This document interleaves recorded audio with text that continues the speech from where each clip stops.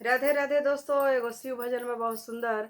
अरे आ गईले भोला भंडारी हो, कोहाबर के दुआरी।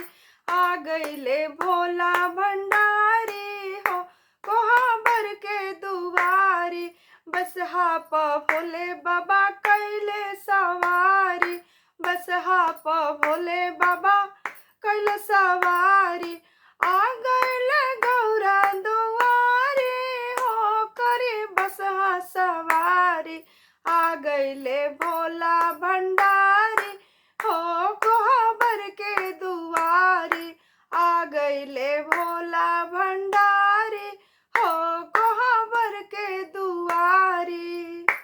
अरे पेन्हले नाग के माला बाबा खूटी पे टंगले। नाग के माला बाबा खूटी पे टंगले। बसहा के बंधले दुआरी हो, कोहाबर के दुआरी। बसहा के टंगले दुआरी हो, कोहाबर के दुआरी।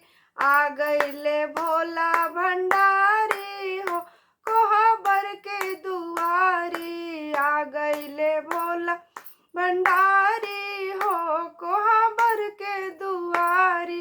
गौरा महारानी खोला ना के माड़ी। गौरा महारानी खोला ना के माड़ी। आ गईले भोला भंडारी हो, कोहाबर के दुआरी। आ गईले भोला भंडारी हो, कोहाबर के दुआरी। आ गईले भोला भंडारी हो, कोहाबर के दुआरी। गले कनवा के बिच्छू बाबा खूटी पे टंगले। कनवा के बिच्छू बाबा खूटी टंगले। अरे भंगिया के झोरी टंगले बागल हो, गौरा के दुआरी।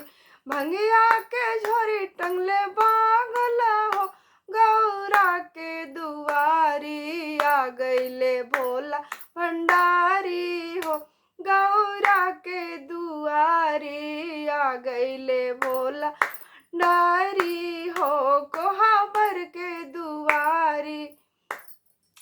त्रिशूल डमरू बाबा दुआरे खड़कावले। त्रिशूल दुआरे बाबा, त्रिशूल डमरू बाबा दुआरे खड़कावले। अरे खोला ना गौरा के वाड़ी हो, कोहाबर के दुआरी।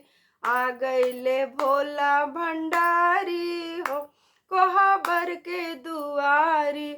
हर हर महादेव।